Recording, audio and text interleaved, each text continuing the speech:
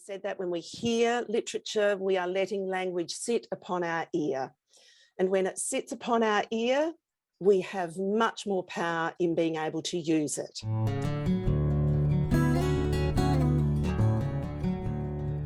This idea of reading like a writer is about opening doors on possibilities for writers.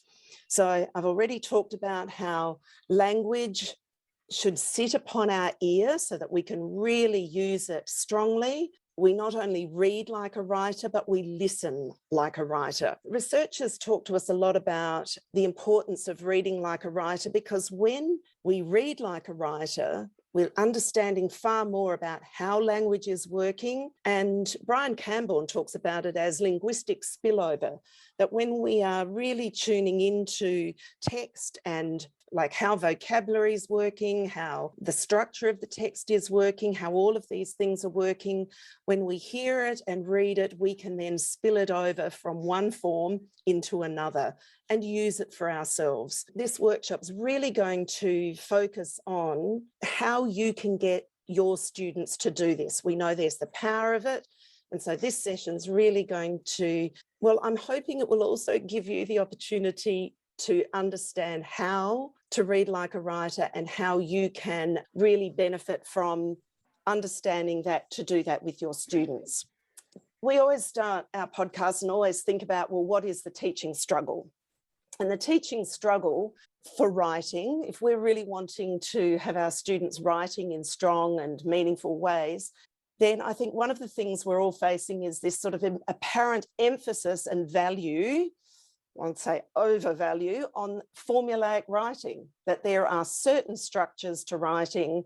And of course, part of that has been prompted by the fact that in Australia, we have a writing assessment across our country that apparently values two types of writing or two structures of writing, that we've got this narrative and that we've got the persuasive.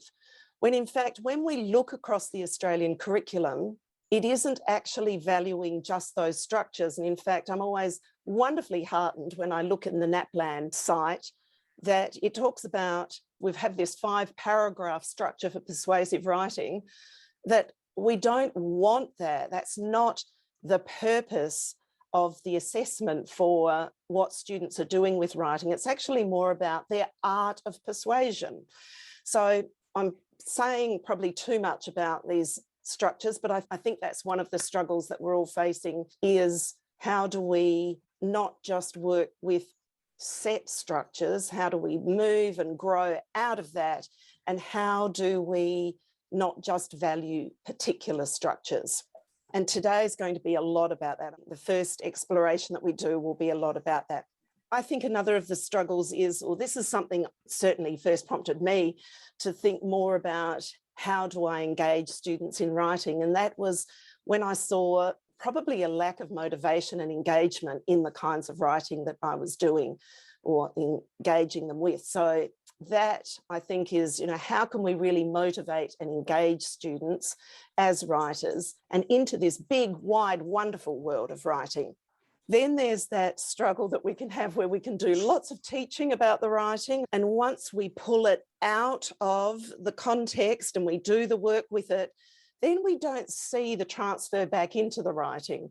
So if we're not getting the transfer back in, then all of that teaching that we're doing doesn't necessarily fall back into what we're seeing as evidenced in students' writing. And I think a struggle is that we want students to be, well, on the Australian curriculum, we've got a box that says we want students to be creating literary texts. And when our students aren't necessarily surrounded by and engaged with really high quality texts, they can't write like that.